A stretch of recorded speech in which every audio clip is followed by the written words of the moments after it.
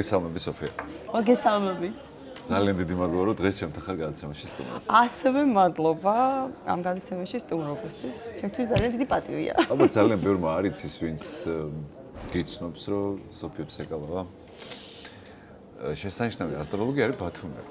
დიახ, გახლავართ. ვარ ბათუმელი, ამ ქალაქში გავიზარდე, ძალიან მიყვარს საქაურობა, მართალია წლებია უკვე აღარ ცხოვრობ, მაგრამ განსაკუთრებული დამოკიდებულება მაქვს ალბათ ყველას, ვინც ბათუმში გაიზარდა, დაიბადა, მეც ანალოგიურად, სხვანაირად მშობლიურია. როგორ? შესანიშნავად. მით უმეტეს ბათუმში ყოფნის მერე როგორ შეიძლება ადამიანი იყოს ცუდად. მე არ მინდა რომ გამომჩეს ნინო, ნახლებიეს მადლობა მინდა გადაუხადო ჩვენ ყოფილი სასტრო გალოგრეს ტერასაზე ამ შესანიშნავ გარემოში. და მადლობა მთელ ჯგუფს რომ გვაძლევენ საშუალებას პერიოდულად ვიმუშაოთ საინტერესო ადამიანებთან. გუშინ, როდესაც აი სპონტანურად მორიელურად შემოგივარდი და გადაცემაზე დაგითანხმე. როდესაც გავისაუბრეთ თუ რა თემებზე ვისაუბრებდით, თქვი ესეთი რაღაც რომ უნდა ამიხსნა გადაცემაში თუ რატომ მოკვეთა ბაბუას ნაჭამმა ტყემამაშვილის კბილი. რატომ ხდება ასე? ხო, საინტერესოა, ხო, ქართული ენა საერთოდ მიუხედავად იმისა, რომ სხვადასხვა პრობლემები შეიძლება გააჩნდეს, საინტერესოა თვითონ ამ შინაარსობრივად, რომ ბაბუას ნაჭამმა ტყემამაშვილის კბილი მოკვეთა და რატომ მოკვეთა? პირდაპირი გაგებითაც ასეა და პრინციპში პირდაპირი გაგებითაც ჩვენ პრინციპში ესე ვიგებ. ეს გამოთქმა კონტექსტში არის ზუსტად აი ასტროლოგიის პრინციპთან, იმიტომ რომ ძალიან ბევრი ადამიანს ასტროლოგია გონია მხოლოდ 12 ზოდიაქოს ნიშანი და ის ტრივიალური დახასიათებები, რაც ზოგადად ყვითელ გამოცემებში იბეჭდება და ისეც აი როგორ არის პროფესიული ასტროლოგია, ჩვენ რასაც ვეძახით ასტროლოგები, მოკლედ ძალიან ღრმა არის და ძალიან ფართოა, მოკლედ და საგაზეთო სტატიებში ან ძალიან ბევრ ზუსტ მეცნიერებას დაუდო საფუძველი ამბეთაც. კი ბატონო, უძველესი არის და არ არის მეცნიერება, არის პარამეცნიერება, დღესაც კი მას არ აქვს ოფიციალური სტატუსი. აქვს არაფორმალური დარგის, უბრალოდ სწავლების, ესე ვთქვათ, სახელი, მაგრამ არის უძველესი და იცი რა არის ასტროლოგია, ეს ზოგადად ითვლება, რომ არის ურანული სფერო. პლანეტა ურანი ასტროლოგიაში ეს არის ანარქისტების და რევოლუციონერების პლანეტა. და შესაბამისად ასტროლოგია იმიტომაც ნაკლებად გვადარდებს ეს მიკუთვნებები და რაღაც გარკვეული ცენზი, მაგალითად ოფიციალური, იმიტომ რომ ვისაც ასტროლოგია უყვარს და ვინც ასტროლოგიაში კარგად ერკვევა, იმან იცის რომ ეს დარგი გაძლევს განსაზღვრულ თავისუფლებას. ჩემთვის მაგალითად ესეა, მე როგორც ასტროლოგი ზუსტად აი რაღაცა გარკვეულ შინაგან თავისუფლებამდე მივიყვანა ასტროლოგიის ცოდნამ და თავის დროზე მე ასტროლოგიის სწავლა არ დამიწყე იმისთვის რომ ასტროლოგი გამხდარიყავი. ძალიან ხშირად მithქვამს, საერთოდ არც კი მიფიქრია რომ ამ კუთხით ვისწავლიდი ან მომავალში მომიწევდა რჩევების მიცემა ადამიანებისთვის. მე მქონდა ჩემი პირადი გარკვეული სირთულეები ცხოვრებაში და მქონდა ძალიან ბევრი კითხვები და დამეთანხმები შენ ძალიან ცნობის მოყვარე ადამიანი ხარ და მუდმივად გჭირდება კითხვებზე პასუხები. ანალოგიური მომენტი მქონდა მეც. როცა მეუბნებოდნენ რომ იცი რა დაელოდე დრო გავა და გაგივლის, კი გასაგებია რომ დრო რაღაცებს კურნალობს, მოდი ესე ვთქვათ ემოციურად, მაგრამ აი რატომ? კითხვა, ჩემი კითხვა. ასე ინტერესant, თვითონ მე ვფიქრობ, რომ ცალკე კულტურაა, როდესაც გარკვეული ტიპის პრობლემებში ხარ, ამ პრობლემების მიმართ ხარ ძალიან სენსიტიური, განიცდი. და ასეთ დროს შეგიძლია ძალიან ტრივიალური იქნება გამოხვიდე საკუთარი თავიდან და დაიწყო საკუთარი თავის შესწავლა, გენეტიკის შესწავლა. თან იმ ფონზე, რომ ეს პირადად შენთვის გააკეთე, მაგრამ როდის დადგა მომენტი, როდესაც მე სულ ვამბობ, რომ ხანდახან მოხდები დიდ ქალაქში და ფიქრობ, აი, როდის ვისწავლე ამ ქალაქს, მიუხედავად იმისა, რომ დღეს ნავიგაციის პრობლემა არ არის. მაგრამ ჩვენ დღეს აღმოჩნდა, რომ თავიდან ბოლომდე შესწავლილი გაქვს და როდის დადგა მომენტი, როდესაც მიხვდი, რომ შენ შეგეძლო არა მხოლოდ შენთვის, არამედ ადამიანებისთვის გაგიზიარებინა ეს ცოდნა. ჩემს შემთხვევაში ცეა სულ ვამბობ, რომ მე ალბათ ვარ ძალიან ქუდბედიანი ადამიანი და ძალიან მადლიერი ვარ ამისთვის სამყაროსი, იმიტომ რომ მე რომ ასტროლოგიის შესწავლა დავიწყე, იმდენად მომეწონა და იმდენად ბევრ კითხვაზე მივხვდი რომ აძლევდა პასუხებს და უფრო მეტად ვინტერესდებოდი, რომ პარალელურ რეჟიმში ძალიან ბევრი ადამიანი გაჩნდა ჩემს გარშემო, რომელსაც გაუჩნდა სურვილი, რომ მე მათთვის ეს ცოდნა გამეზიარებინა. რომ გითხრა რომ დღესაც რამეში დარწმუნებული ვარ რომ ვიცი პირიქით რაც მე ვსწავლობ და რაც მეტი პრაქტიკა მაქვს მით უფრო მეტად ვწუნდები რომ ძალიან ბევრი რამე არ ვიცი კიდევ და ერთი ინკარნაცია არ მეყოფა მოკლედ იმისთვის რომ ავითვისო ეს არაჩვეულებრივი პროფესია იმიტომ რომ ძალიან ღრმა არის ძალიან ისეთი ფსიქოლოგიის უმცროსი და არის რომ იცოდეთ ძალიან ხშირად ხუმრობით ამბობ რომ ასტროლოგია არის ფსიქოლოგიის უმცროსი და ამას წინეთ ეთერში ჩაწერაზე ჩემს შემდეგ ფსიქოლოგი არაჩვეულებრივი ალბათ ნადამჯდარი იყო ეთერში და მან მითხრას და გისმენდით და მე მივხვდიო რომ ჩვენ ერთი და იგივე თემებზე ვსაუბრობთ. უბრალოდ ცოტა კონტექსტი არის სხვადასხვა და ანუ გზებიო გვაქვს სხვადასხვა, მაგრამ საბოლოო ჯამში ერთ ნიშნულთან მივდივართ და ზუსტად ასევეა. მე თან ჩემი პროფილი მაქვს ასტროლოგიაში, ისევე როგორც ექიმებს, ასტროლოგებსაც ჩვენ გვაქვს ჩვენი პროფილები. ჩემი პროფილი არის ასტროფსიქოლოგია. მე მაინტერესებს ადამიანი რატომ არის ისეთი, როგორიც არის.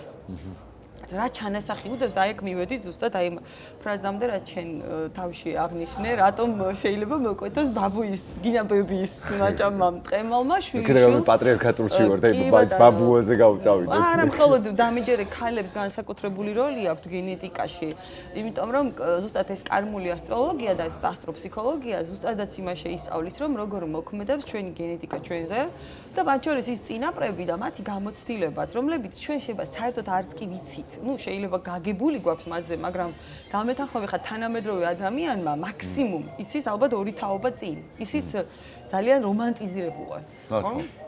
ჩვენი ბაბები, ბაბუების ცხოვრების შესახებ, პირადი ცხოვრების შესახებ, განსაკუთრებით და ძალიან პიროვნული და პირადი ტრამვების შესახებ ჩვენ ვიცით, აი ძალიან ცოტა.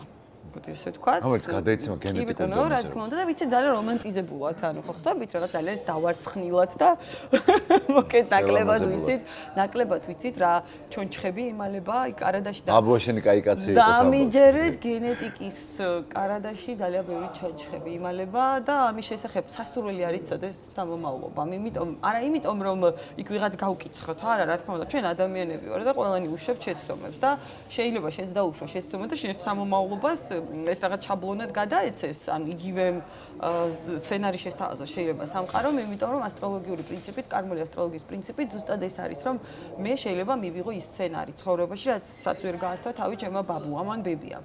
და მე ხომ ამ ეტაპზე უკვე სხვა ეპოქაში ვცხოვრობ. მინიმუმ განათლების, ესე ვთქვათ, შესაძლებლობა, გაცილებით უფრო გამარტივდა, ან ინფორმაციის მიღების შესაძლებლობა, ანუ ადრე თუ სადღაც უნდა წასულიყავი, რა ვიცი, რუსეთში, პეტერბურგში რაღაც განათლების მისაღებად, ეხლა შეიძლება გახსნა ლეპტოპი და თავარი გინდოდეს საკუთარ თავზე იმუშაო და ინფორმაცია მიიღო, ხო მეთანხმები. შესაბამისად, თანამედროვე ეპოქაში უკვე ჩვენი სცენარი, რომელსაც გვაძლევს გენეტიკა ავტოპილოტზე გადმოქცევს, ძალიან კარგად შეგვიძლია დავამუშავოთ. თუ ჩვენ დავამუშავებთ ამას, მერე ჩვენი მომდევნო თაობები საინტერესო არის მაგალითად განსაკუთრებით მიჩნდება ხოლმე საკუთარი პრაქტიკიდან იმ ცოდნის გაზიარება, იმ პრაქტიკის გაზიარება, რომელიც იყო ჩემს შემთხვევაში ეფექტური. სულ ვიხსენებ ხოლმე ესეთ ძალიან ბანალურ ფაქტს, მახსოვს ერთხელ გავირუჯე ძალიან. და კი იცი რომ რაღაცა მალამოებს იწყებ ხოლმე ამ დროს ან რაღაცა დასავლეთში ძენ მაწოს წაისვამე ხოლმე. და მახსოვს ტემპერატურა საკმაოდ მაღალი და წავედი ტემპერატურით და ზღვისპირას გვიან ღამე სადღაც 12 საათზე ჩავწექი სანაპიროზე. ზაფხულში. დაახლოებით 9 საათი ვიწექი წყალში. და აბსოლუტურად ამილაგდა დამწრობად, სიცხეც ყველაფერი. სულიად შემთხვევით ნახე მეთოდე ეს. და ამას ყველას ვურჩევ ხოლმე, რომ ძალიან ეფექტური აღმოჩნდა, რომ ისევ ზღვის წყალს შეუძლია გამოიყვანოს ეს რატო წავედი ამ ხელა შედარება გავაკეთე. ალბათ, როდესაც დაიწყე შესწავლა, ეფექტური იყო შენ ცხოვრებაში, რადგან გაგიჩნდა სურვილი გაზიარების, ხო? და მაგარი მომენტია, როდესაც ხვდები, რომ იპოვე გამოსავალი კერპ კითხვაზე პასუხი იპოვე. გამოსავალი შეიძლება არა, მაგრამ აი კითხვაზე პასუხს რო პოვობ, მე უკვე ხვდები საით წახვიდე. მიმართულებას ხედავ. ეგ არის მთავარი. და ეგ საინტერესო იყო თვითონ, როდესაც მივხვდი, რომ ეს რეალურად მუშაობს. ძალიან საინტერესო იყო და მოხიბლული ვიყავი და პრინციპში მე სულ ვამბობ, რომ ბუნებით ესეთი ტიპაჟი ვარ, რომელსაც მალე ბეზრდება რუტინა. და შენც ესეთი ხარ, ზუსტად ვიცი და აქედან გამომდინარე, სულ ახალ-ახალი ინფორმაცია გჭირდება და მარტო ინფორმაციაც არ არის, აღფრთოვანება გჭირდება მუდმივად რაღაცით. და საერთოდ ცხოვრებაში ეს სულ თუ კი მიზანი არ გაქვს და ოცნება არ გაქვს და მე მიზანი არ გაქვს და რაღაც ენთუზიაზმი არ გაქვს, ხო? ყველაზე საშინელი არის ინდიფერენტულად ყოფნა, ანუ სტაბილურად ყოფნა, მაგრამ როდესაც არ იცი, საით მიდიხარ და არ იცი რა გინდა, საერთოდ გინდა თუ არა რამე. ამან გამიჩინა აზარტი. ასტროლოგიის შესწავლა ჩემთვის იყო პიროვნულად დიამეტრულად 180 გრადუსის შეცვლა. იმიტომ რომ სუსხანე დავინახე ჩემი თავი, სუსხანე დავინახე ის პერიპეტიები, რაც ჩემს გარშემო ხდებოდა, ის ადამიანები, რომლებიც რაღაც ეტაპზე მეგონა რომ ტკივილს მაყენებდნენ თუნდაც ან რაღაც ესე ვთქვათ აგრესია მქონდა სამყაროს მიმართ და ამან წამოიღო ის რომ გავხდი ძალიან ტოლერანტული ბევრი რამის მიმართ. წლებმა მოიტანა რა თქმა უნდა მე ვერ გეტყვი რომ ერთ დღეში და ორ დღეში ვინმე ისწავლის ასტროლოგიას და მით უმეტეს ვერ შეიცვლება ადამიანი ერთ დღეში და ორ დღეში ნამდვილად. თავი სურვილი იყოს. ერთი ნაბიჯით გადადგეს სურვილი რომ არის უკვე მე თანდათან მოდის უკვე გზებიც და შესაძლებლობებიც და ყველასთვის ასტროლოგია არ არის ზოგადად პირდაპირ გეტყვით ის ბერკეტი რომ შეიცვალოს. ჩემს შემთხვევაში აღმოჩნდა ეფექტური. მაგრამ სულ ამბობ თუ თქვენ გინდათ შეიცვალოთ არის უამრავი ბერკეტი. თანამედროვე სამყაროში არსებობს კოუჩინგი, რელიგია, თუნდაც იმიტომ რომ თავარია თქვენ გწამდეთ, ოღონდ გწამდეთ არაფანატიურად ესე ვფიქრობ. დრო დავაკვირდები ადამიანები ძირითადად სარგებლობენ თქვენი სერვისით, ესე რომ ვთქვათ, რუქების დამზადების თვალსაზრისით, მაგრამ ყველაზე საინტერესო არის ის, რომ რუქა ცალკე თემაა, მაგრამ აბსოლუტურად სხვა რეალობაა, როდესაც პირადი ინტერაქცია აქვს ადამიანის შენთან და გესაუბრება რიგ საკითხებზე, ეგ კიდე აბსოლუტურად სხვა რამაა და მე არ ვიცი ხა ეს კიდევ რა ტიპის კომუნიკაციაა, მაგრამ გუშინ რომ გესაუბრებოდი მივხვდი რომ დამოკიდებულება ასტროლოგიის მიმართ გაცილებით სერიოზული მქონდა ვიდრე ზოგადად, იმიტომ რომ არ ვიცი, მაგრამ რაღაც მომენტში მგონია რომ ადამიანებს ხშირად ასტროლოგია გონიათ მკითხაობა. კი, ძალიან. მე მგონი ეს მომენტია, ხო? არის ხოლმე ხშირად, ვინც არ არის ჩახედული და განსაკუთრებით ცოტა ის მოდურად მასკულინური ტიპები ასტროლოგიას სულ გლიცინებენ ამაზე. მე ვფიქრობ, რომ სწორედაც ეს კონტექსტი ასეთ ადამიანებს უფრო აინტერესებთ. სინამდვილეში ალბათ. დიახ. უფრო მეტად აინტერესებს. საბოლოო ჯამში ბევრი რო არ ვიბოდიალო, დამოკიდებულება როგორია. შეიძლება ცოტა ისეთი ამ გადაცემის ფორმატისთვის დროის წართმების კითხვაა, მაგრამ როგორია დღეს საქართველოში? რას გრძნობ ადამიანებისგან ზოგადად? გეტყვი რა თქმა უნდა. იცი რა ბოლო წლების საინტერესო არის მიუხედავად იმისა, რომ ტელევიზიები დროს უთმობენ. კი. არავინ არ გლიცინებს ამაზე, ჩვეულებრივად მთელი არსებით კითხულობენ პროგნოზს თუ სხვადასხვა დღეებში, სხვადასხვა პერიოდში რომ მაგრამ მაინც რას გრძნობ შენ როგორია დამოკიდებულება? ბოლო წლების მანძილზე ინტერესი ძალიან გაიზარდა და მე ძალიან მახარებს, ოღონდ იცი რა მახარებს, რომ ინტერესი იმ კუთხით კი არ გაიზარდა, რომ აი როგორც კითხავებს აღარ გიყურებენ. ინტერესი იმ კუთხით გაიზარდა, რომ ადამიანებს ძალიან ბევრს გაუჩნდა სურვილი იმუშაოს საკუთარ თავზე. იმიტომ რომ ასტროლოგიის პრინციპი ზოგადად რა პრინციპია, იცი ეს პლანეტები არაფერს არ განაპირობებენ რეალურად. ზოგს გონია რომ ეს პლანეტები გჯიან, ან რა ვიცი, რაღაც პლანეტები რაღაცა ბედს ან უბედობას, ესე ვთქვათ, გვაბედებენ, თუ რა ვიცი, როგორც ამბობენ, აი რომ ამბობენ უბედურ ვარსკვლავს დაბადებული, არ არსებობს ესეთი რამე რეალურად. ყველა ადამიანი იბადება თავისი განსაკუთრებული და უნიკალური რესურსით. ყველას გვაქვს ეს რესურსი. ამიტომაც ვართ უნიკალურები, ამიტომაც ვართ გამორჩეულები და ამიტომ არ შეიძლება ვინმეს თავი შეადაროს ადამიანმა და ზუსტად ეს მახარებს, რომ აი ეს უნიკალური რესურსის აღმოჩენის სურვილი გაუჩნდათ ადამიანებს, რომ კარგი ვიღაც წარმატებულია, მაგრამ მე ხომ მაქვს რაღაცა ჩემი რესურსი და მე რა შემიძლია გავაკეთო იმისთვის, რომ მე ვიყო წარმატებული, მე ვიყო ბედნიერი. მაინც წარმატება არ არის ბედნიერების დეფინიცია, ხო დამეთანხმები ამაშიც.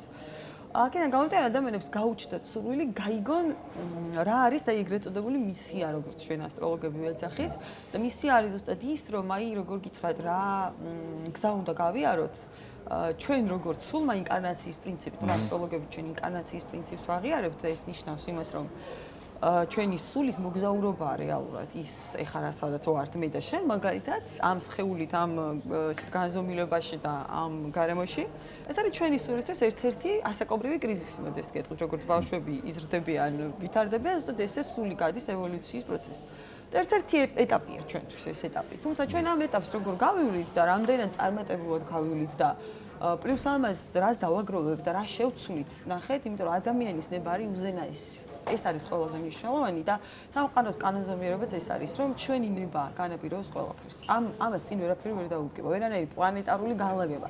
პლანეტები უბრალოდ ქმნიან დეკორაციებს. აი როგორც საჭესთან ზიხარ და უნდა გაითვალისწინო მოძრაობის წესები. ზუსტად ესეთივე პრინციპია ასტროლოგიას.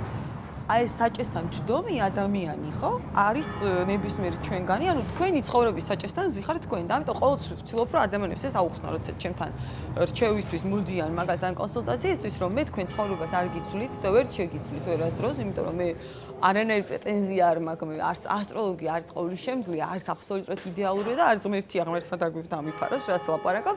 უბრალოდ იცი რა ჩვენ ვართ გარკვეული თარჯიმნები და ამიტომ ხშირ შემთხვევაში ასტროლოგიას ხშირად ადარებენ ლინგვისტიკას და მართლაც გავს რო იცოდე. ლინგვისტიკას, ანუ აი ენების სწავლა თუ შეუძლია ადამიანს, ის ასტროლოგიას კარგად სწავლობს. იყო მიჩნეული რომ მათემატიკასთან არის ახლოს, მაგრამ მე ვიტყოდი რომ არ არის მათემატიკასთან, იმიტომ რომ მე პირადად თვითონ არასოდეს მიყვარდა მათემატიკა პირდაპირ გეტყვით და სკოლის პერიოდში ჩემთვის ყველაზე საძულე საგანი იყო. მინდა გითხრათ, მაგრამ ასტროლოგია ვისწავლე კარგად, იმიტომ რომ ეს არის უფრო ლინგვისტიკა და აი ამ შემთხვევაში ენების მხრივ მაგალითად მე ძალიან ისეთი კარგი მიდრეკილება მაქვს და არ მიჭირს ზოგადად აი უბრალოდ მოქმედებას შემიძლია ავითვისო კონკრეტული ენა. ამიტომ ვფიქრობ, რომ უფრო ლინგვისტიკისკენ მიდრეკილ ადამიანებს აქვთ ესე თქვა უნარი და შესაბამისად აი ზუსტად ეს არის ვარსკვლავების ენა, მოდი ესე გეტყვით, რომელსაც ასტროლოგი უბრალოდ გითარგმნით. ჩვენ ვართ თარჯიმნები, ჩვენ მეც აფს არ ვაკეთებ პრინციპში, ჩვენ უნდა აი ეს გადმოგითარგმნოთ, თქვენს ენაზე აგიხსნათ და ხშირია მომართვის დროს არასწორი მიდგომა პროფესიის მიმართ. ძალიან ხშირია. თავიდან ხშირია, სანამ გავუხსნი და გავაგებინებ.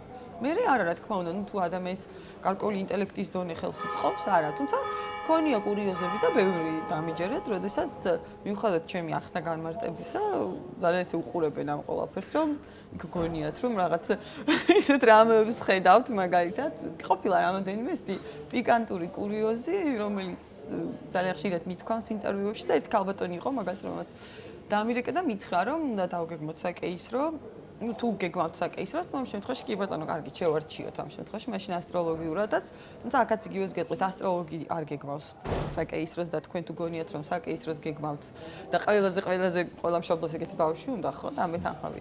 ყველაზე აბერ იქნება ბავშვი, იმიტომ რომ ეს ბავშვი იღებს თავის გენეტიკურ ინფორმაციას და ну აქედან გამომდინარე გააჩნია როგორია თქვენი გენეტიკური ინფორმაცია და კოდი და შესაბამისად ის ვერ დაიბადება სხვანაირი. მაგრამ იყო ესეთი მოთხოვნა, რომ არ აქვს მნიშვნელობა ხასიათის და თავარი მოთხოვნა არის, რომ ძალიან გვინდა იყოს ფეხბურთელი. და იყოს ფეხბურთელი. სხვადასხვა ვიცი რა ძალიან საინტერესო ამბავი კი გაგეცინა ეხა შენ მაგალითად, მაგრამ შეიძლება დამიჯერე თუ კი რაღაცა კონკრეტულ, ესე ვთქვათ, მოცემულობებს გავითვალისწინე და ნუ მით უმეტეს თუ კი აქ საკეისროზია საუბარი და კონკრეტულ დროს კეთდება ხო? დამეთანხმები საკეისრო. შესაძლებელი არის რომ მე ვერ გეტყვით ახლა ეს ადამიანი რადონის წარმატებული ფეხბურთელი გამოვიდეს, მაგრამ შესაძლებელია რომ შეურჩიოთ მოცემულობები, სადაც მას ნამდვილად ექნება მიდრეკილება სპორტისკენ. მისთვის ეს იქნება ძალიან სასიამოვნო საქმიანობა. უკვე მე მის თავისუფალ ნებაზე იქნება დამოკიდებული ის ამ სფეროს გაყვება სერიოზულად თუ არა, იმიტომ რომ იცოდეთ რომ ასტროლოგს არ შეუძლია გითხრათ ვინ იქნებით. ვერც ერთი ასტროლოგი ამას ვერ გეტყვით. თუ ვინ ამას გეუბნებათ, ესე იგი ძალიან გატყუებთ, იცოდეთ. მე პირადად ყოველთვის ვამბობ, მე ვერ გეტყვით ვინ იქნებით. თქვენი ჰოროსკოპიდან გამომდინარე, ორი რამის თქმა არ შემიძლია. ერთი ჰოროსკოპში როცა ვიხედები, ვერ გეტყვით სქესს, გენდერს ჩვენ ვერ ხედავთ და მეორე, ეს არის ვინ იქნება ადამიანი. ვინ შეუძლია იყოს გეტყვით ნამდვილად. ანუ ჩვენ ხედავთ მხოლოდ დეკორაციებს. ამ დეკორაციების გამოყენების საშუალება აქვს ნებისმიერ ადამიანს და დამიჯერეთ თქვენ ნებას წინ არაფერი უდგას. ადამიანის გონებას საინტერესო ფაქტია რომ ანუ სქესს ვერ ასახელებთ რა. ვერ გეტყვით. გამორიცხავს საერთოდ სქესს ასტროლოგი. მიზეზით თუ უბრალოდ ჰოროსკოპიდან გამომდინარე ვერ გეტყვით ვინ იქნება ეს ადამიანის სქესი. მე შემიძლია გითხრათ ვიზუალურად როგორი იქნება, რა თავისებურებები იქნება, მაგრამ ქალბატონია თუ მამაკაცი ამას ვერ გეტყვით. ვიზუალურ თავისებურებებს გეტყვით. შემიძლია გითხრათ, მაგალითად, შემიძლია განსაზღვრო მაღალია თუ დაბალი, შემიძლია განსაზღვრო წონის მატებისკენ არის მიდრეკილი თუ ნაკლებად, თუნდაც სიტყვაზე. რაღაცა მანერებს, ჩვევებს, გარკვეულ ესეთ რაღაცებს ხედავთ. ისე რომ არ დავინახო შემიძლია ადამიანი ფიზიკურად არ შევხედო, მაგრამ შეიძლება ვივარაუდო, როგორი შეიძლება იყოს. მაგრამ ქალბატონია თუ მამაკაცი ვერ გეტყვით ამას. ეს ჩვენთვის ძალიან რთული სათქმელი. ასევე ვერ გეტყვით ვინ იქნება ცხოვრებაში. ძალიან საინტერესო, საერთოდ ნებისმიერი პროფესია, რომელიც საფუძველს უდებს სულიერ განვითარებას. იმას რომ კრიზისი არის გარდაუვალი და ჩვენ უნდა ვიყოთ სტრესგამძლეები, სწორედაც ადამიანის ფსიქოლოგიური თვალსაზრისით მისი მაღალი ხარისხი განისაზღვრება რამდენად სტრესგამძლეა, ხო ის? საჭიროა სამწუხაროდ თუ საბედნიეროდ. ფსიქოლოგები ამბობენ, რომ კრიზისი არის გარდაუვალი. აუცილებელი. შენ რომ მივდივართ ბაღში, უკვე კრიზისია, მივდივართ სკოლაში უკვე კრიზისია. დასაკობრივი კრიზისებია ხო? ხო. რომელიც უნდა მე რომ დაიწყოს. ვამთავრებ სკოლას და ხვდებით სტუდენტი, ესეც კრიზისია. მე ძალიან ტრივიალურად ვცემ იმას. ზუსტად იგივეს ამბობს ასტროლოგიაც. ჩვენ ზუსტად ეს შეხედულება გვაქვს, ზუსტად. შესაბამისად იყო ძლიერი, ეს არის გარდაუვალი. ანუ განვითარდე სულ ამბობ ხოლმე, რომ განვითარება არ არის არჩევანი. განვითარება არის აუცილებელი. აუცილებელი. ჩვენ მოევლინე სამყაროში და ჩემი აზრით არსად არ დაგიტოვე შანსი, რომ არ გაიზარდო. უნდა გაიზარდო, თუ არ გაიზრდები, დაიღუპები და დაღუპვასაც თავის სიღრმეები აქვს. რა თქმა უნდა. ალბათ. როგორც მორიელს ეს გეცოდინება, ფსკერი რო არსებობს, ფსკერი და კიდევ ფსკერი. მაგას რა დალევს? ნუ თქვენ ამას სწავლობთ ზოგადად კარგად. საინტერესო არის, რომ ოდესმე მაგალითად საქართველოში არის ქვეყნები, სადაც ასტროლოგიას ჰქონდა იმთავითო ძალიან დიდი მნიშვნელობა. საქართველოში ის თითლება მაინც რაღაც ახალ ხილად. კი. მაგრამ თუ ჩვენ გადავავლებთ თვალ საქართველოს ისტორიას, იყო პერიოდი, როდესაც ასტროლოგიას ჰქონდა ძალიან სერიოზული დატვირთვა. ზოგადად ასტროლოგიასთან მიმართებაში რა კულტურა გაგვაჩნდა და დღეს რა ეტაპზე ვართ? ქონდა ნამდვილად და დავით აღმაშენებელი შემიძლია მოგიყვანეთ მაგალითად, ეს ცნობილი ფაქტია, რომ ის ბრძოლის დროსაც კი ძალიან ხელმძღვანელობდა იმით ისტორიულ წყაროებით უნდა გაიშო, კი, რა თქმა უნდა, იმიტომ რომ მე არ მიყურს დავით აღმაშენებელი ზოდიაქოსის იყო მერწყული. მერწყული მართავს კიდეც ასტროლოგიას, ამიტომ მე იშვიათად მინახავს მერწყული, რომელსაც ასტროლოგია არ აინტერესებს და თან ძალიან არ აინტერესებს. შესაბამისად, საერთოდ არ მიყურს მისი ეს ასე ვთქვათ, ამ ხრივ მის დაინტერესება. და სხვა შეიძლება ძალიან საინტერესო ინფორმაცია არსებობს, რომ ბრძოლისას არსებობს ორი მეომარი ნიშანი, გამორჩეულად მეომარი ნიშანი, ერთი არის ვერძი და მეორე მორიელი. და ამბობენ, რომ დავით აღმაშენებელი ყოველთვის წინა ფლანგზე აყენებდა ვერძებს, იმიტომ რომ ვერძი არის მეომარი, ინგლისურად გეტყვი in action. ანუ წინა ფლანგზე უნდა დააყენო, იმიტომ რომ ეს არის ადამიანი, რომელიც პირდაპირ, ასე ვთქვათ, უშიშრად რქებით მიიწევს წინ. მორიელი ასეთივე მეომარია, უბრალოდ მორიელი არასოდეს არ იყენებდა მორიელს როგორც პირდაპირ გაგებით მეომარს, იმიტომ რომ მორიელი არის სტრატეგი. აქედან გამომდინარე, მათ ძირითად შემთხვევაში ანდობდა სტრატეგიულ ბრძოლას და უკვე პირდაპირ გაგებით ბრძოლა იყო ვერძის. ან მორიელის ბრძოლა უფრო ინტელექტუალური სპექტრი. რა თქმა უნდა, სტრატეგიული, კი, ბატონო, ეს არის სტრატეგიული მეომარი, ამიტომ მორიელი არის უფრო გენერალი, რომელიც გეგმავს, ესე ვთქვათ, პერიპეტიებს, მოკლედ, და ვერძი არის უფრო ესეთი შემსრულებელი, ოღონდ უფრო მოკლე მანძილზე მორბენალია ვერძი რეალურად, მინდა გითხრათ. და მორიელი ძალებს ზოგავს და მიდრეკილება აქვს კიდეც, რომ რაღაცა თავისი რესურსი ძალიან ესე გეგმაზომერად გამოიმუშიოს, ესე ვთქვათ, გახარჯოს. ანუ ის უფრო ხანგრძლივი ვადით შეუძლია, ესე ვთქვათ, ომი, ვიდრე ვერც, მინდა გითხრათ. ასე რომ ეს ფაქტი ცნობილია და შესაბამისად ეს კულტურა გვაქვს ჩვენ საქართველოში, თუმცა ხო გეუბნებით, ეხლა თანამედროვეობაში არის მომენტი, რომ ძალიან ბევრი ბულინგიც ყოფილა ჩემი პროფესიის მიმართ, ადრე უფრო სენსიტიური ვიყავი, ეხლა უკვე ნაკლებად ნერვიულობ, იმიტომ რომ ადამიანები, რომლებიც თუნდაც შეურაცხყოფას გვაყენებენ, როგორც ასტროლოგებს, რომ თქვენ რა იცით, რაღაცებს ისურველეს ლაპარაკობთ ხალხს, რაღაცა ატყუებთ, რა ვიცი, როგორც არის, უმეტეს შემთხვევაში კი არა და რა ვიცი 100% ალბათ არც არიან ჩახედული იმ სფეროში პროფესიული ასტროლოგია ქვია. ისინი საზღვრავენ ყველაფერს იმ 12 ზოდიაქოს ნიშნის, საით კიდევ ერთხელ აბა ბანალური დახასიათებით. ჩემთვის ადამიანი 12 ნიშანს ცდება. ნებისმიერ ჩვენგანი არის ძალიან სერიოზული მნიშვნელოვანი და ძალიან საინტერესო კოქტეილი, მინდა გითხრა.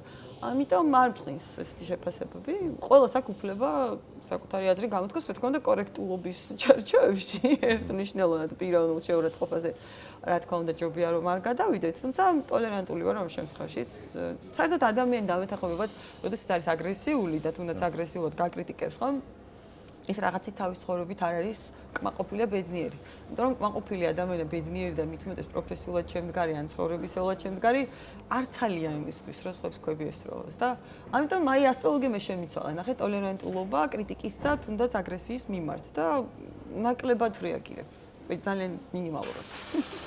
ასე რომ აქვს ძალიან ბევრი ბონუსი აქვს ამ სფეროს. თუმცა კიდევ ერთხელ გეტყვით, ახლა ვინც გვისმენს მაგალითად, ყველას ვერ გეტყვით, რომ ყველას პანაცეა ეს სფერო. მე ჩემთვის იყო ნამდვილად აღმოჩენა, ჩემთვის იყო გადარჩენა, პირდაპირ გეტყვით და ცვლილებები. თუმცა უამრავი ბერკეტი არსებობს სამყაროში, რომელიც შეიძლება მოგერგოთ თქვენთვის იყო შეიძლება ისე ვთქვათ, მისაღები, რომ შეიცვალოთ. და ამისთვის ვიბადებით ჩვენ, აი, წეგან კრიზისი ახსენე და კრიზისი ზუსტად იმიტოა საჭირო, რომ სულის ევოლუციის პროცესი არის კრიზისი.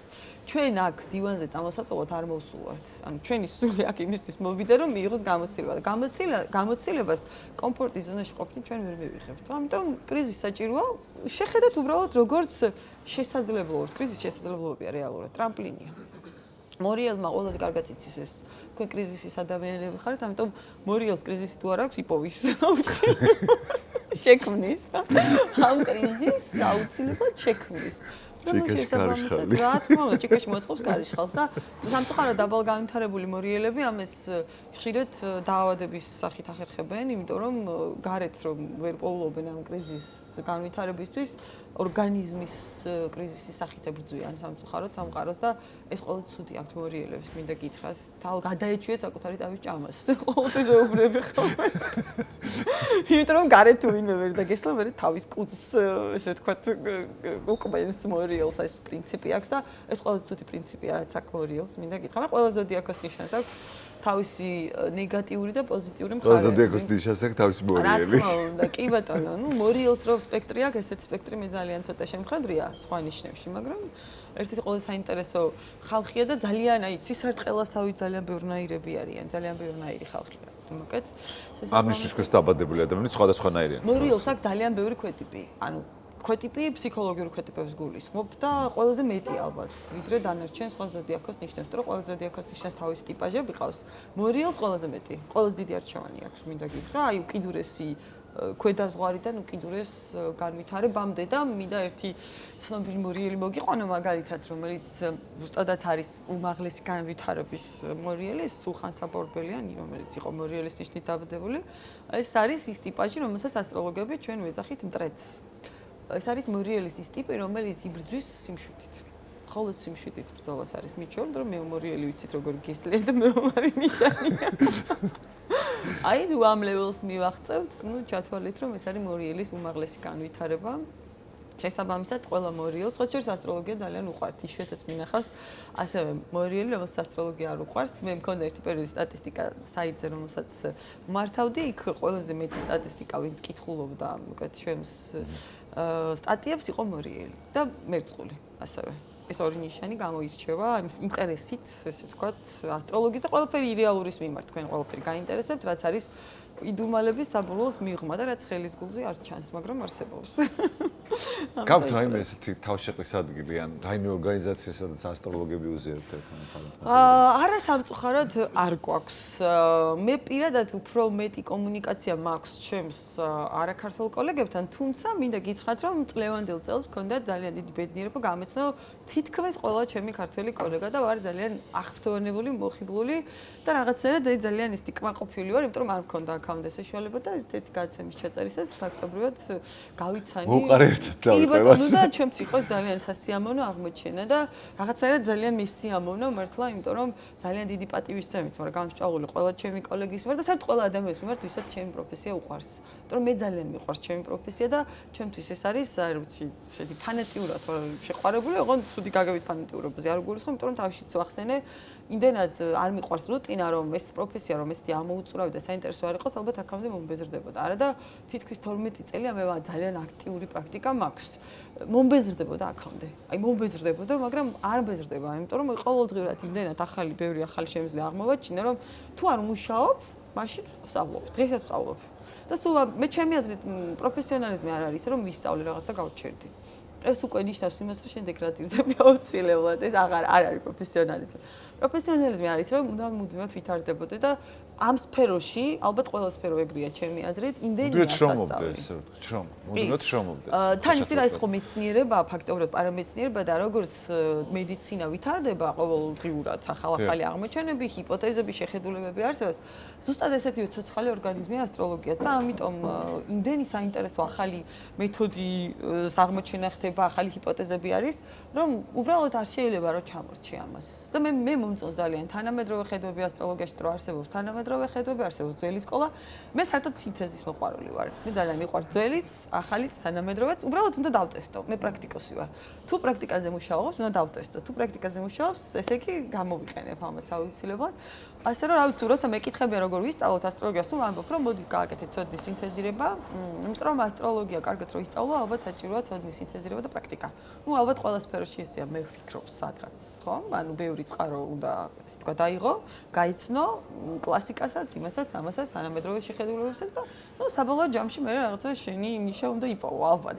ადამიანები როდესაც მოგმართავენ, ალბათ მათ შორის ძალიან ბევრია, ვისაც ჭირდება შველა ეს. კი, ძალიან ბევრი არა, 98%. რაღაც მე ვფიქრობ, რომ მაინც იგივე ფსიქოლოგთან რომ მიდიან, ხო, მე იშვიათად ნახავთ, ხო, როდესაც რაღაც საწყის ფორმაში, სანამ აი ფოთვა არაუვად პიკში და რაღაც არ გადაიზრდება სერიოზულ. ხო, ნუ როცა უჭირთ მაშინ ახსენდება. ფსიქოგენურ პრობლემებში და სომატიზირებებში და მაგრამ მე ვფიქრობ, რომ იგივე მომენტია ასტროლოგთან კომუნიკაციაში.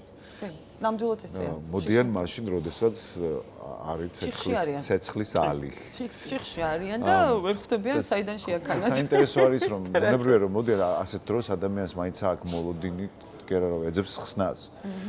გაქვს ხოლმე საინტერესო кейსები ამ თვალსაზრისით, რომ ადამიანი მოვიდა ძალიან სერიოზული პრობლემებით, გაესაუბრე გარკვეული პერიოდის შემდეგ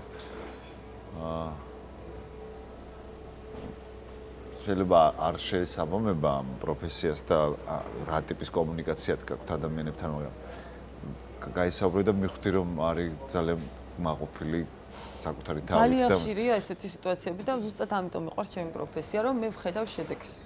და მე მიყვარს საერთოდ აი ზუსტად ის პრობლემებიანი ადამიანები მიყვარს, იმიტომ რომ აი ზუსტად ეგ აქვს ჩემ პროფესიას ძალიან მაგარი ბონუსი, რომ აი მართლა რეალურად შეგიძლია მხოლოდ ის არა რომ ადამიანური მომენტი კაკ დაეხმარო და სწორად მაქვს ეს ადამიანური მომენტი რომ დავეხმარო ადამიანს შენც გექნება დამიჯერე ხა ვიღაც ადამიანი მოვიდეს და გითხრას აი მე მიჭირს მინიმუმ დაჯდები და მოусმენ ხო ადამიანური მომენტია ხო რა თქმა უნდა მაგრამ ამ ადამიანურ მომენტთან ერთად რომ მე მაქვს ის ბონუსი რომ მე მის ჰოროსკოპში ჩავიხედო და გავარკვიო რატომ უჭირს ახლა და ყველაზე მნიშვნელოვანი უთხრა სადამდე იქნება ესე და ყველაზე მთავარი უთხრა ეს რასაც რატომ არის ესე რომ იმიტომ რომ ეხა თუ მის ცხოვრებაში ბნელა ეს იმიტომ რომ მალე უნდა გათენდეს და ეს სინათლე გადაძალავს ამ ბნელს ეს არის ყველაზე დიდი ბონუსი რეალურად ჩემი პროფესიის და რეალურად ყველა სირთულე ზუსტად ამიტომაც გვაქვს ამიტომ ჩვენ ასტროლოგები პრობლემები ჩვენს გვაქვს დამიჯერე ჩვენ არ გვაქვს ეგრეთ წოდებული ნარუში ლოკები და რუსარგებო ვარსკვლავებთან ჩვენ არ გვარიდებს სამყარო დამიჯერე პრობლემებს უბრალოდ ჩვენ ამ პრობლემებს ხედავთ როგორც გარკვეულ ეტაპებს სულის ევოლუციის და ამიტომ თუ კი თქვა რთულად ვარ რა თქმა უნდა გარდა იმისა რომ ადამიანი მოდის დახმარებისთვის და ჭირდება მას დახმარება ნებისმიერი კრიზისის ეგრეთ წოდებული გათენება იწყება მაშინ როდესაც ჩვენ ამ კრიზისს ვაფასებთ სწორად და ჩვენში ანუ გადავდივართ სხვა ეტაპზე და არ ვრუნდებით წრეს. ხედვა უნდა იჩეიცოს. ხო, ანუ სწორად შევაფასოთ მოცემულობა თუ პროექციაში ვართ და რატო გვაქვს ესეთი პროექცია ასეთ მოვლენებზე, რა გამოწვევა ეს, სად გვაქვს რეალურად ხო ცხოვრება ყოფა არ გპატიობს არც ერთ სისუსტეს. ყოფას არ უყვარს სუსტი ადამიანი. გარდაუვალ როგორ ამაყობ მე როდესაც ამ სისუსტეებს თავს გაუსწორებ ნაწილ დაშლი და გადალახავ. დამეთანხმება ალბათ ყველა რომ გაივლი ამ ყველაფერს. მე უკანა მოიხედავ ამბობ რომ მე ეს შევწელი. არ მაგარია რა თქმა უნდა, მე ამ პიროვნების ჩამოყალიბება სწორედ ამ ამება და ამ ეტაპად ხო ღირს ის სირთულეები რომ გაიარო. ამიტომ ყოველთვის როცა მე სირთულეს ვხედავ, მე ვხედავ და ყველა ასტროლოგი ხედავს დამჯერე კრიზისულ მომენტებს. უბრალოდ მე იმ ასტროლოგების რიცხვს განეკუთვნები, რომელსაც არ უყვარს ცუდი პროგნოზები და მე ძალიან იშვიათად ხდება რომ ადამიანს ვუთხრა რომ აიცი შენ ხვალ გელოდებოდ ცუდი პერიოდი. მე მირჩევნია ვუთხრა პრინციპი როგორი მაქვს, იცით, ყველა ვხედავთ ამ სირთულეს და არის რაღაც გარდაუვალი მომენტები ცხოვრებაში, თუნდაც მაგალითად ძალიან ახლობელი ადამიანის დანაკარგი, ხო? ამას ჩვენ ხედავთ, ყველა ასტროლოგი ხედავს, ყველა ჩემი კოლეგა ხედავს ესეთ რაღაცებს. უბრალოდ მე მირჩევნია აუხსნა რომ თუ მაგალითად 2 წლის მერე ადამიანს თავის ჩაქუჩი უნდა დაეცეს სიტყვაზე ასტროლოგიური გათვლებით კი არ უთხრა რომ იცი რა 2 წლის მერე შენ ჩაქუჩი დაგეცემა და მორჩა ამით მოკეთდა დაგეცეს და მორჩა მირჩევნია აუხსნა მიზეზი რატომ დაეცემა ეს ჩაქუჩი თავში ადამიანს და ამიტომ მიზეზზე თუ იმუშავებს ადამიანის შედეგი იქნება მინიმალური სტრესით მინიმალური სტრესით თუმცა აქაც არის გააჩნია მოვლენებს ნახე არის მოვლენები რომელსაც ჩვენ აი როგორც ვერ ჩავევრევით, ანუ თუ კი მაგალითად იგივე დანაკარგზეა საუბარი, ხომ? ჩვენ ამით რეზონანსულად ვიზრდებით, აუცილებლად ხა საყვარელი ადამიანების დანაკარგი, ყველა ადამიანს ზრდის და აბსოლუტურად დიამეტრულად გვისვლის სამყარო საქმას. სოფო, მასოს პირველად რომ გაგესაუბრე, ძალიან მარტივად მითხარი, ზოგადად თუ მოინდომებ, შენ კარგად შეისწავლი ასტროლოგიას. აუ მე ეს არ ფიქრობ რომ ჩემს კომპლიმენტად მივიღე ზოგადად დამოკიდებულება გაქვს ესეთი რომ ნებისმიერ ადამიანს შეუძლია რომ არა ნებისმიერს არ შეუძლია დამიჯერე არ შეუძლია და ძალიან ბევრჯერ უკითხავთ კიდეც და არის მე და ალბათ დამეთახები მაშინ რომ ყველა პროფესია ესეა ანუ ყველასთვის არ არის მაგალითად ელემენტარული კულინარია ავიღოთ საერთოდ ვერ ვერკვევი აბსოლუტურად კულინარიაში და 1-2 როდესაც მიმიშვე საოცრებები ჩავატარე და ამიტომ ვიცი რომ ეს ჩემი არ არის და არც არავის ესე ვთქვათ მოკეთ ვეცილები, იმიტომ რომ ამასაც თავისი ყველა პროფესიას თავისი რაღაც უნიკალური თვისებები და ნიჭი ჭირდება. ანალოგიური ფაქტორი არის ასტროლოგიაც. ანალოგიური ასტროლოგიის შემთხვევაში და აქედან გამომდინარე არის ხალხი, რომელსაც ამის შესწავლის უნარი აქვს და არის ხალხი, რომელსაც არ აქვს ამის უნარი, თუმცა შეიძლება ინტერესი კი აქვს, მაგრამ შეიძლება ეს იყოს უფრო მერკანტილური ინტერესი, ან რაღაც ისეთი ინტერესი ცოტა მავნებლურის, მოდი ხა იმის რაღაც ცოდვებს გავიგებ, თუ როგორც არის უსწრtildeებს ამოვკეიქავ, მოკეთ. ამიტომ შენ გაქვს ნამდვილად, იმიტომ რომ მორიელს ზოგადად აქვს ეზოთერული ცოდნისკენ კარგი მიდრეკილება და რა თქმა უნდა შენ შემთხვევაში ამიტომაც ვთქვი, რომ შეიძლება ისწავლო თუ შენ ამას მოიგო. თუმცა ყველას არა. ძალიან დიდი მადლობა. პროფესია რომელიც გაძლევს საშუალებებს გვერდითი თუ პირდაპირ საშუალებით დაეხმარო ძალიან მაგარია, როდესაც ამ შედეგს ხედავ. ალბათ ძალიან დიდი мотиваციაა. ნამდვილად. ძალიან ხშირად გეკითხები ხოლმე ფსიქოლოგებს განსაკუთრებით თან საკმაოდ მძიმე кейსებზე, ისეთი როგორც მაგალითად დამოკიდებული და თანადამოკიდებული, რომელიც არის ძალიან რთული სამუშაო, არის დროში გაწელილი და თან არ არსებობს არანაირი გარანტია, რომ შედეგს დადა. მაგრამ გადაცემის თავის დასაწყის დროს აღნიშნეთ შენ და ვფიქრობ, რომ რაღაც კავშირშია მაინც, იმიტომ რომ რაღაც ელოდება ადამიანი რომ მოდის ჩემი ვარაუდით. ელოდება ხსნას, მაგრამ ამ შველაზე პირველ რიგში მას რო აქვს სამუშაო ეს ხალკე თემაა. მაგალითად ფსიქოლოგებთან ხდება ესე. რაღაც გარკვეული დღეები დადიან სეანსებზე და შემდეგ ასე ვთქვათ